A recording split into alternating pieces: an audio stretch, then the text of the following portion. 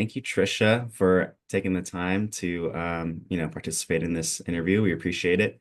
The idea is to hopefully get a better understanding of the Tulare County Farm Bureau for in regards to, founder support or even farmer support as well too. That's what our goal is here at the Water Energy Technology Center. So I appreciate you taking the time. Sure.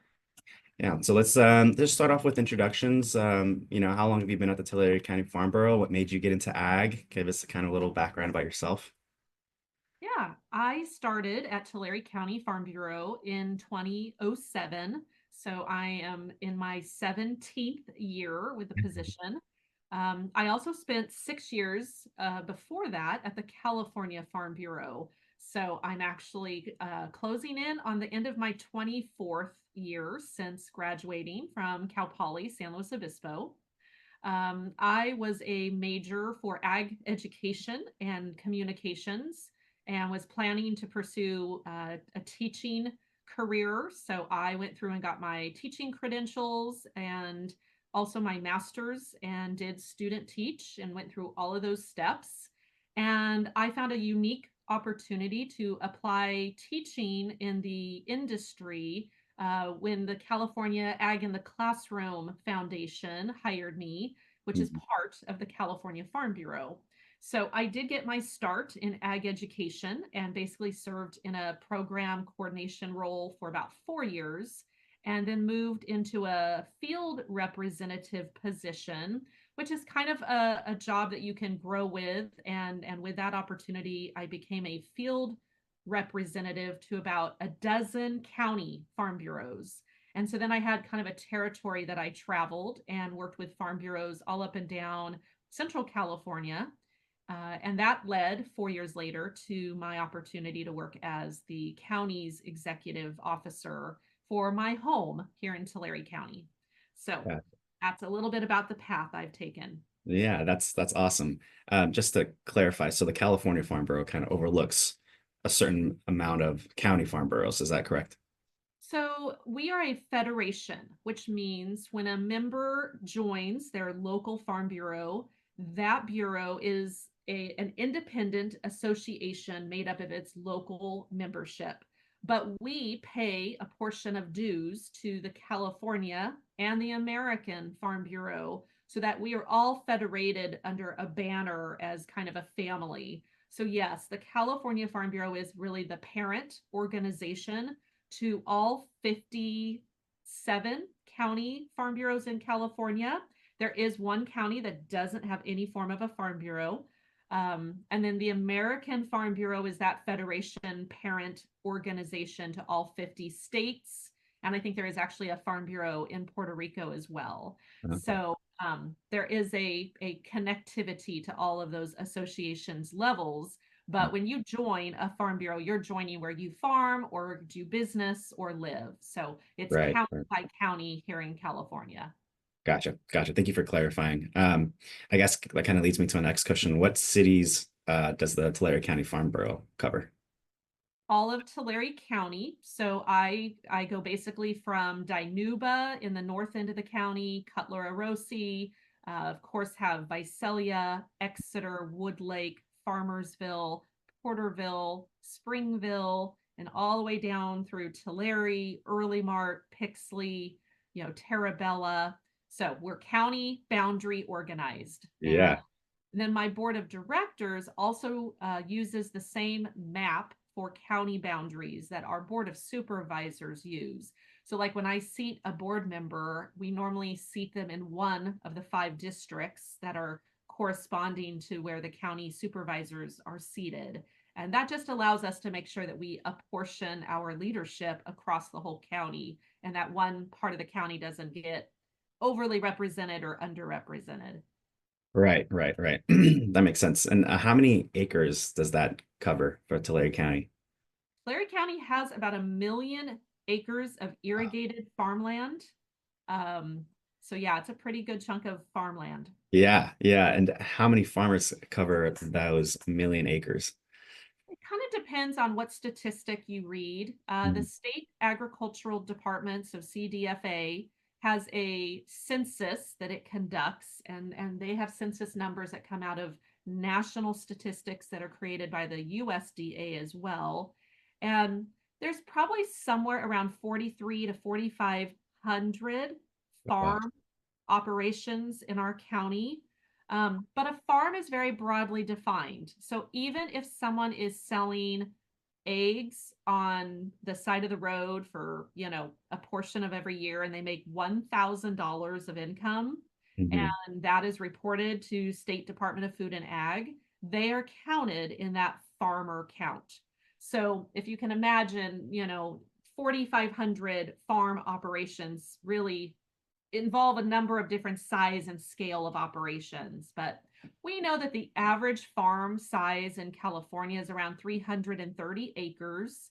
And I think Tulare County is a pretty good representation of that. There's a lot of farm businesses that are between 50 and 500 acres. Then, of course, there's a percentage that are much, much larger businesses that are farming between 5 and 10,000 acres, but Yeah. a small percentage. The majority of the local family run farms are in that, couple 100 acre range.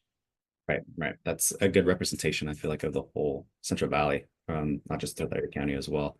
What are the main crops that are grown in Tulare County? Or are you guys mostly dairy? What's the consensus on that?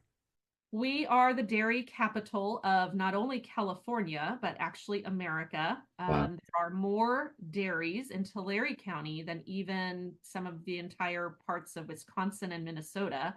So it is a very, very dense dairy population. There are around 300 dairies just in Tulare County. And that is, like I said, the largest concentration anywhere in the state. But we are closely followed with also having a lot of citrus. So a lot of Mm, fresh oranges are produced here. And in addition to oranges, there's a lot of specialty citrus produced here. So we have a very large belt on our eastern side that is kind of known as a thermal belt. And it's a very good environment for growing lemons and mandarins, which are the easy peel fruit, and mhm, specialty fruit like grapefruit as well. So there is a lot of oranges and citrus grown here, tangerines also. Then we also have a lot of nut crops. So there's quite a bit of almond and pistachio production here, which looks a lot like Fresno County to our north and Kern County to our south. We also have a lot of grapes, which Fresno is more known for, raisins. Most of mhm, our grapes are table fresh eating grapes. Some gets put into a blend for juice, and that juice usually goes for wineries in other parts of the state that are just looking for bulk juice to blend. mhm. So that kind of rounds out the top 10. A lot of nuts, a lot of Yeah. citrus, a lot of grapes. Um, we also, of course, as the dairy sector, have beef, and beef cattle is a byproduct of both the dairy side and our foothill rangeland beef ranchers. So beef and cattle products are in that top 10. And then because all those cattle have to eat something, alfalfa and silage and corn also normally make our top 10. Gotcha, gotcha. And just going back to citrus and almonds and the other crops, do you guys have a lot of organic farmers in that area by chance? Not a lot. There Mhm, is a small and growing number of organic operations. What a lot of farms choose to do is have a percentage of their acreage under organic cultivation, but not 100%. It's not always profitable, and it's not always the economy of scale doesn't always make sense for someone to have 500 acres that's all organic. They may not be able to manage that to a profitable level. So sometimes they might have a 40 or 60 or 80 acre block that's organic, and then the other percent of their land is still farmed with conventional product. So it's a small number, but there yeah, is some organic in this county. I think it's about 11% of our entire farm acreage. gotcha. That makes sense. And do you guys have any like big problems with pests or weeds in the conventional or the organic?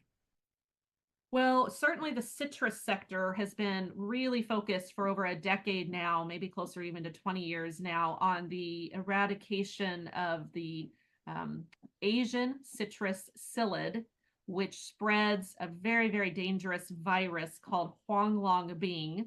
Mm. It did originate in the Asian countries. There's also an African psyllid, but I think the Asian psyllid is the one that is most predominantly causing problems in the citrus belt across America.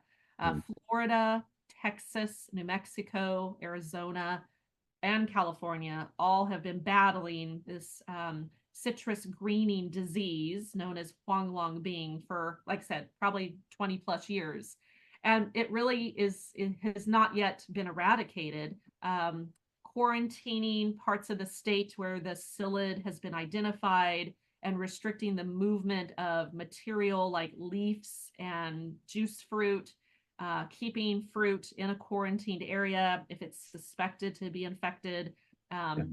has been part of the strategy. They've also been really trying to use science for the last, many, many years, the citrus research industry, to create integrated pest management solutions like wasps and other predator bugs that could come in and eat the psyllid to try to, limit its populations. Yeah. But the biggest threat, unfortunately, with a psyllid is that it's often brought in on exotic fruit that's being smuggled into California, sometimes very unknowingly by people traveling from other countries into California. Wow.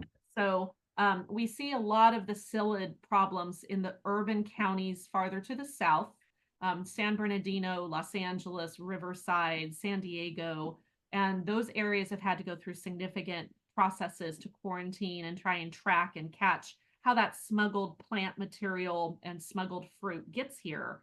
But it could even be someone coming back from an overseas trip that's brought home, a unique special lime in their suitcase. And that could itself be transporting the bug here, and then it Yeah. hikes its way onto a commercial, orchard somewhere. So a lot of homeowners have citrus in their yards, and if they're not using, a strategic method for pest control, they too can be unfortunately pushing that psyllid all over the neighborhood and allowing it to spread into commercial orchards. So it's not really a farmer to farmer problem. It's an urban problem that is spread and causing problems in the farm and citrus industry. I see. I see. Yeah, that's super unfortunate. People don't usually think about that whenever they're traveling and stuff like that. So that's No, important to get that that's message out there. And that really is why those agricultural inspection points at Mhm. borders and at airports are really important. And people are always wanting to bring home souvenirs, and maybe they go to Thailand and bring home their grandmother's favorite plant. And Mhm. maybe they literally wrap leaves of it inside a suitcase, and it gets through the inspection process with no one knowing it's there. Mhm. And it shows up in Riverside, California, and unfortunately they've now introduced a pest as they've come back from their trip. Yeah. So Yeah. it's that easy for it to get here. Right, right. Um, Kind of want to change a little pace here. I know Sigma is a big part of this, just California in general, but I kind of want to hone in on your region and how it's affected you and impacted your farmers. Sure. So the Sustainable Groundwater Management Act is now the lay of the land. It is a set of laws that were signed in 2014. So we're at the 10-year mark, with most of our local groundwater sustainability agencies focusing on getting their plans adopted. Our subbasins in the county of Tulare, there's basically three. So our subbasins are basically identified by the three rivers that run through our county. So Kings River on the north side, Kaweah in the central, and Tule in the south. We're often confused with the Tulare Lake Basin, which is technically not in Tulare, but in our neighboring county to the west in Kings County. So we're not where the Tulare Lake Basin is located, even though that's the name of our county. Mhm. So Kings and Kaweah and Tule are all, in various stages of organizing their groundwater plans. The plan is basically the constitution that each of these authorities has written, with a bunch of input from landowners and stakeholders, rural communities, environmental interests, and of course, farming interests. And those plans are now under review with the State Water Control Board. Most of our plans were marked somewhat deficient and have Mm. had to come back for revision. Um, Kauai just got some really, really good news. The Kauai subbasin, which is divided into three groundwater authorities, they were likely to have a probationary hearing in January. And probation's a bad thing. It's basically saying we're going to send this basin into a state where the state of California's water board would come in and now have intervention status, and they would be controlling the basin. Well, the good news was last week, the state water board's staff released information that they saw adequate, improvement in the plans that the three Kauai subbasin authorities had submitted after revision, and they're adequately pleased with the progress and have canceled the probation hearing that was coming in January. So that is really good news for Yeah, Kauai. that's Um, awesome. It's great to hear. yeah. Now, unfortunately, our southern Tulare County subbasin, which is called the Tule River subbasin, is not in as good a shape. It did get placed on probation in late September. There was an all-day hearing that I participated in, and there were some groundwater authorities in that subbasin that are receiving some exemption from the probationary effect. But there are other parts of the GSAs or other GSAs in the subbasin that are fully under probation now. And so they will be more heavily penalized for not meeting certain objectives in their groundwater planning document. And there is some real threat that one of those GSAs might not survive, that Mm. potentially the GSA may choose to reorganize or dissolve and see if the state will just play a different role in the governance of that part of the basin. Not Wow. that that's good for landowners, but that one GSA has had some really particular difficult problems and has been involved in some litigation Mm. with our Friant Water Authority. So there's a lot of complexities in that basin. Yeah. But the tough part is all these basins require a lot of money to be assessed to do this planning. And that money is basically having to come out of the pockets of the landowners, which Wow. a big chunk of the landowners in our subbasins are farmers. Mhm. So the farm community is paying a lot more money now for their ability to pump groundwater, water that they have had afforded to them by ownership of that land since early in the 1900s. Now there is not just the right to pump it. The pumping right is only accorded based on a budget that Right. the whole subbasin shares, and that budget requires growers to provide assessment. So they are paying now a additional cost for every acre foot of water they want to pump on their land. So as you can imagine, farmers that have surface water that's delivered by an irrigation district are still in a better position than those farmers who do not belong to an irrigation district. A lot of the land that's not part of a surface water area is considered to be called white area.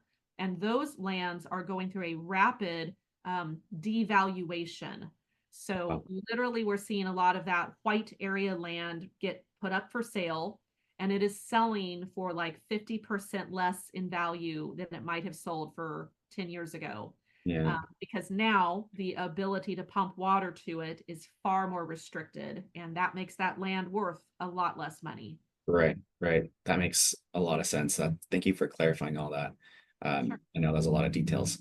Um, yeah, hopefully we get a lot of rain this year.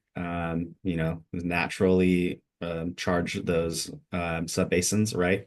But Yeah. time will tell. Um, what are some other struggles besides water regulations? Maybe highlight a little bit more on the ranchers side, and the dairy side. Well, dairy has certainly been in the news a lot in the fall of 2024, unfortunately, because of the avian influenza virus, so bird flu. Oh, wow. Um, we knew that it was already in other states, and we had been somewhat following and recognizing that it very much would likely hit California at some point too. And Mhm. it did. We started having outbreaks in late September. And because we are such a large dairy area, you can imagine that our dairies are in close proximity to one another.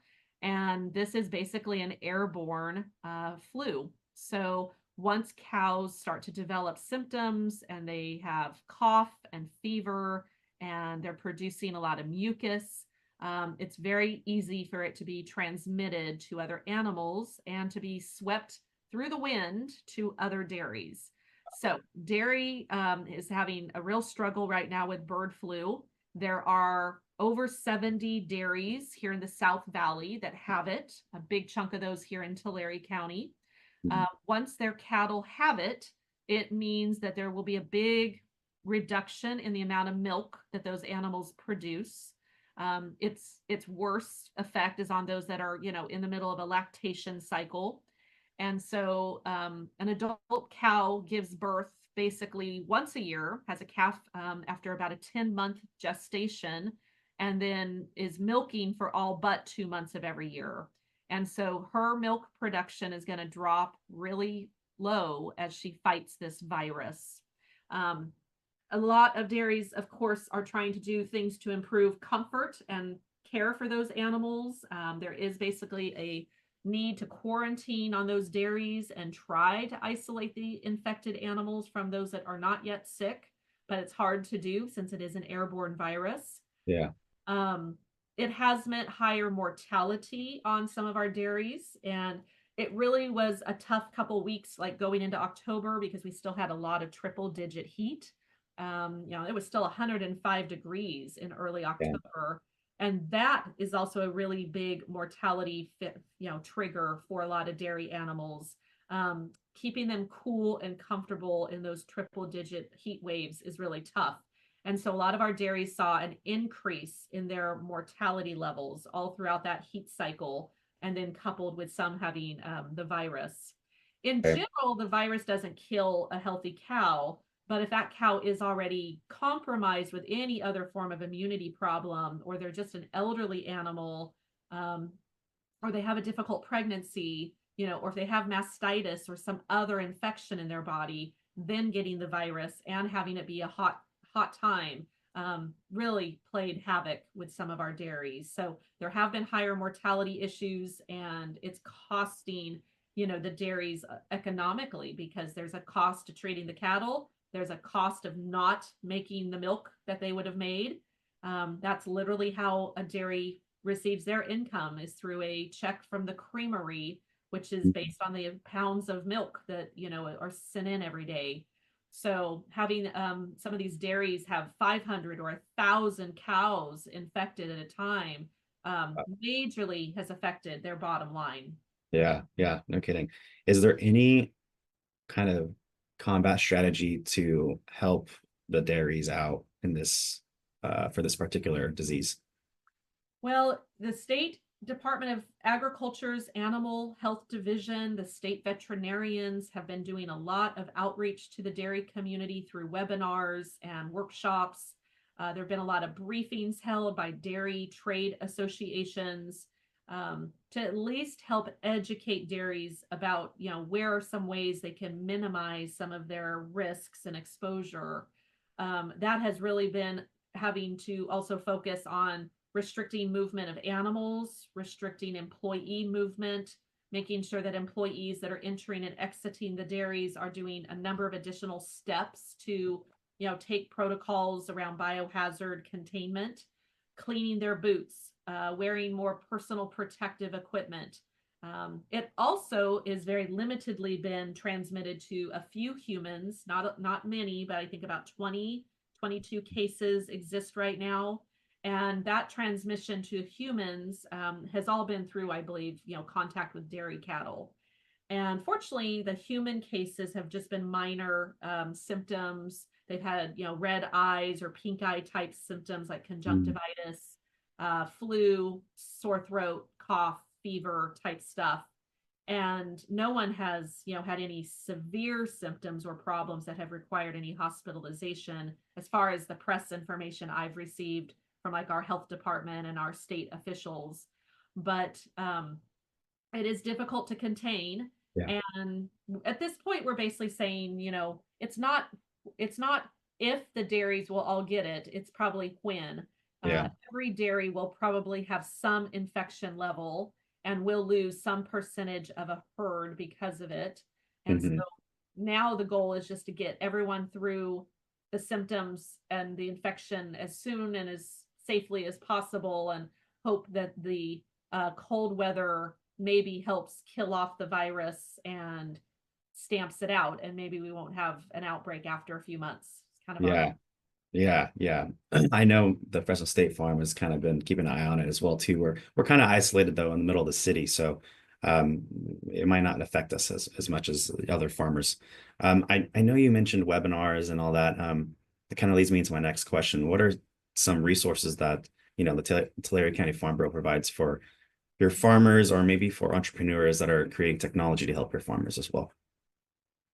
Yeah, so the Farm Bureau is a lot like a chamber of commerce. We do engage in trying to support and promote a variety of different trainings and business, development opportunities for people.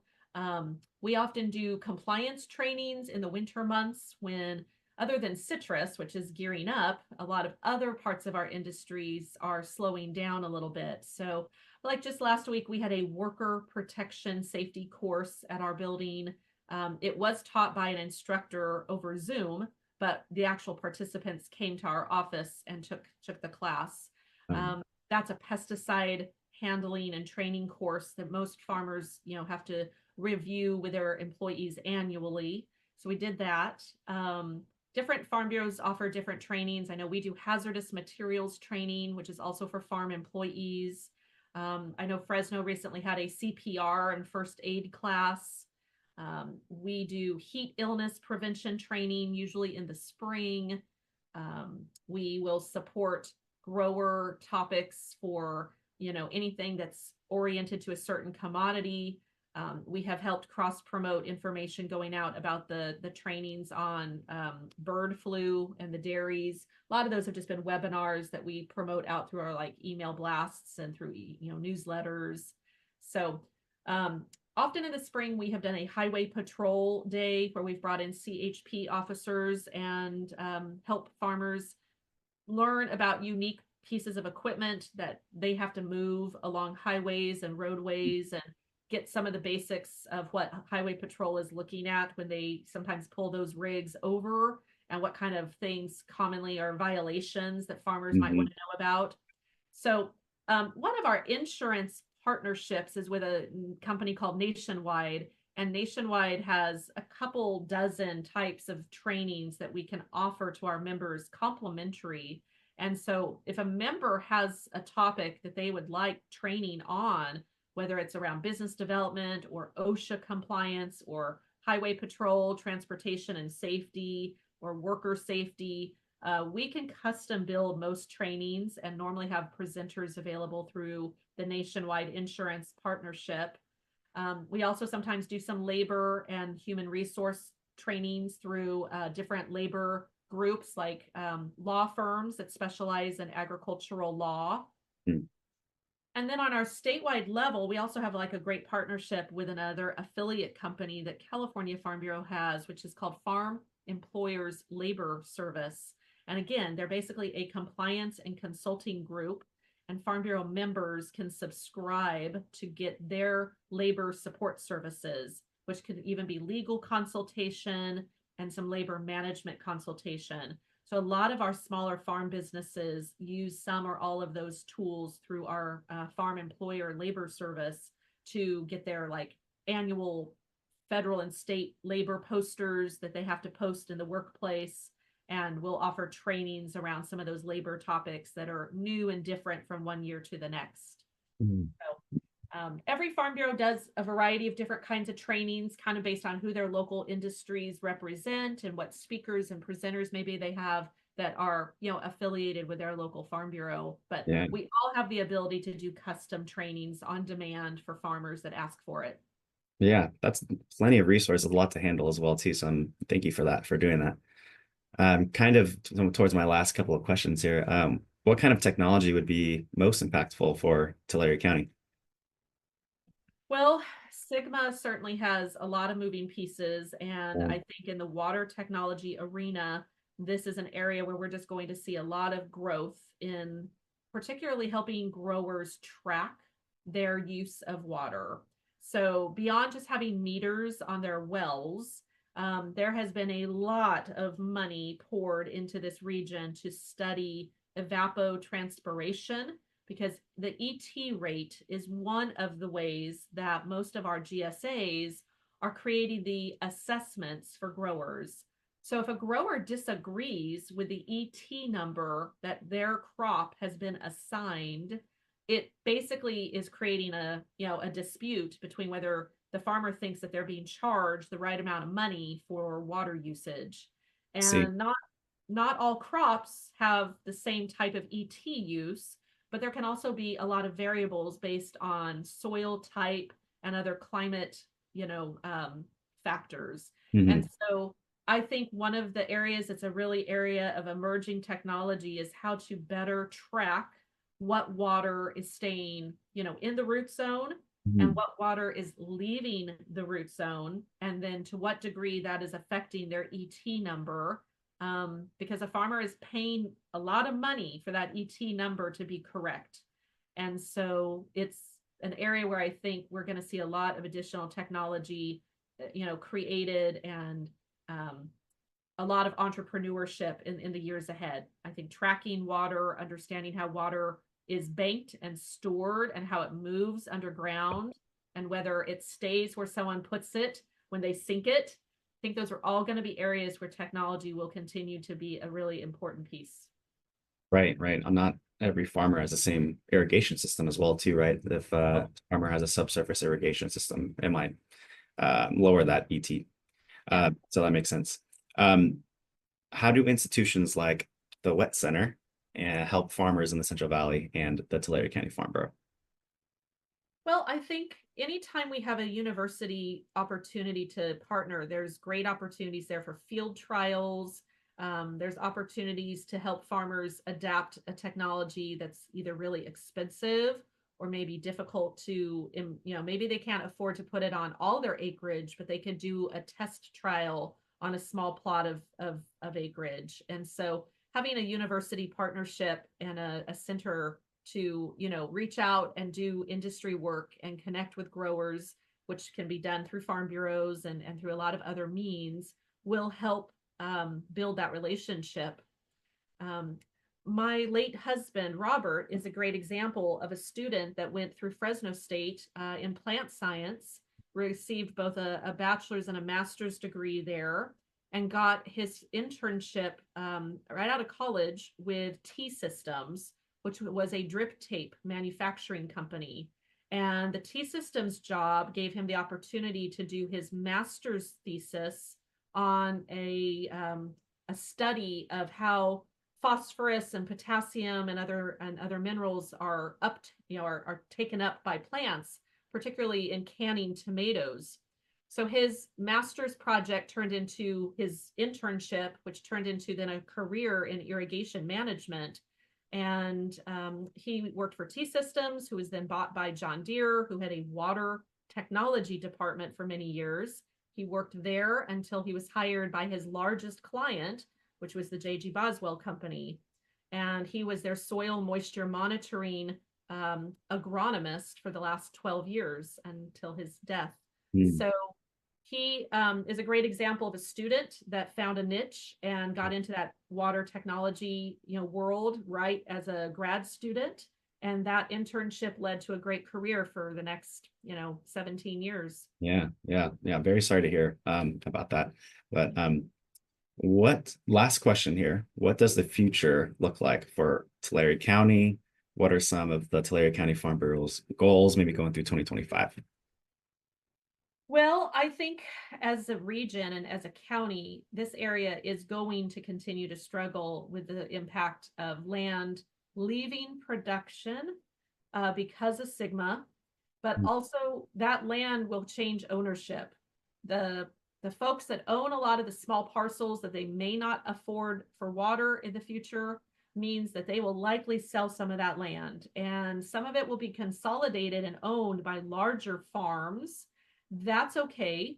But there's always the concern that we will become very highly monopolized and have, very few owners of a whole lot of farmland.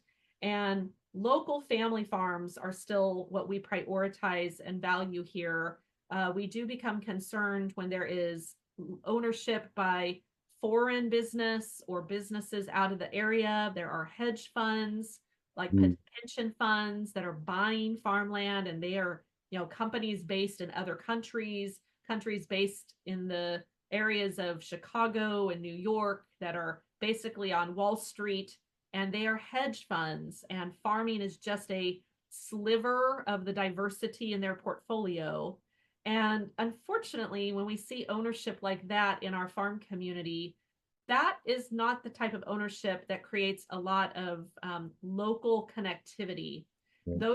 Those large entities tend to buy and sell ground based on, just like they're buying and selling stock market funds, Mhm. and it creates a lot of turnover and uncertainty. It can also create economies of scale that become disadvantageous to other small farms around them. They also don't tend to support farm bureaus. They're not involved locally. They don't support little league clubs. They don't support nonprofits.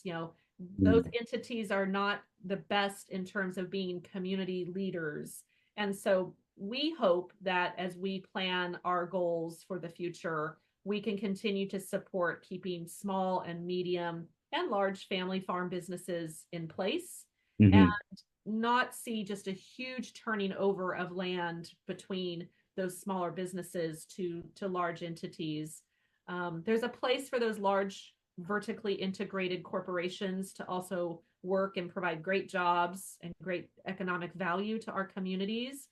But I would hate to see us lose small farms and small family businesses. So it's a very important balancing act between those two kind of opposite ends. Right, right, right. If anybody had any other, questions or wanted to reach out to the Tulare County Farm Bureau, how would they go about doing that? We're available through our office. We still have an 8 to 5 Monday through Friday office in Visalia, California. Happy to have visitors at any time. Our phone number is 559-732-8301. And there is more information on our website at TulcoFB, so TULCOFB.org. Tricia, thank you so much. I appreciate you taking the time out of your day. I think the goal is to, support farmers as much as we can, whether it's through technology or, your other support systems that you have. So I really appreciate what you do. And yeah, we'll be in touch. Okay, thank you. Appreciate the time.